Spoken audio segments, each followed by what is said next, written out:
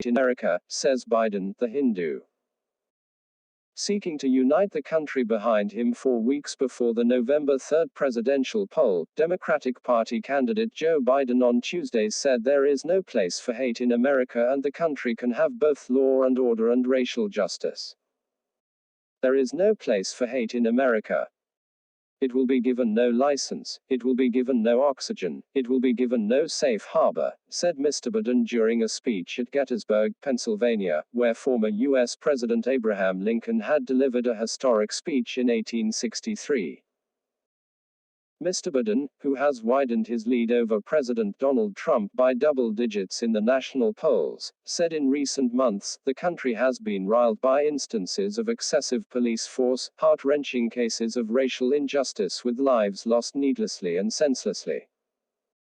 Stressing that this can't be tolerated, Mr. Biden said, it's a product of a history that goes back 400 years to the moment when black men, women, and children first were brought here in chains.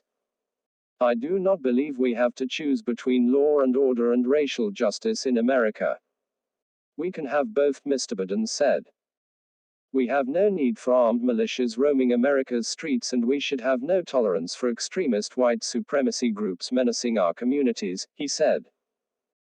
America today, he said, needs a leadership that seeks to de-escalate tensions, to open lines of communication, to bring people together, to heal, to hope. As president, that's precisely what I will do. We paid a high price for allowing the deep divisions in this country to impact on how we deal with coronavirus. 210,000 Americans dead and the number is climbing. It's estimated that nearly another 210,000 Americans could lose their lives by the end of the year. Enough. No more. Let's just set partisanship aside. Let's end the politics and follow the science, he said. Urging his countrymen to go out and vote, Mr. Biden asked people to conduct themselves as Americans who love each other, who love the country, and who will not destroy but will build. We owe it to the dead who are buried here at Gettysburg. We owe that to the living and to future generations yet to be born, Mr. Biden stressed. You and I are part of a covenant, a common story of divisions overcome and hope renewed.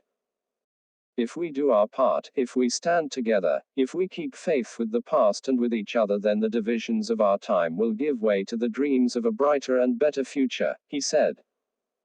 This is our work. This is our pledge. This is our mission.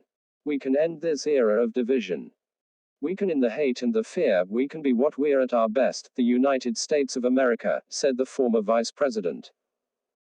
In his speech, Mr. Biden said the divisions today are long-standing, economic and racial inequities have shaped them for generations. But I give you my word.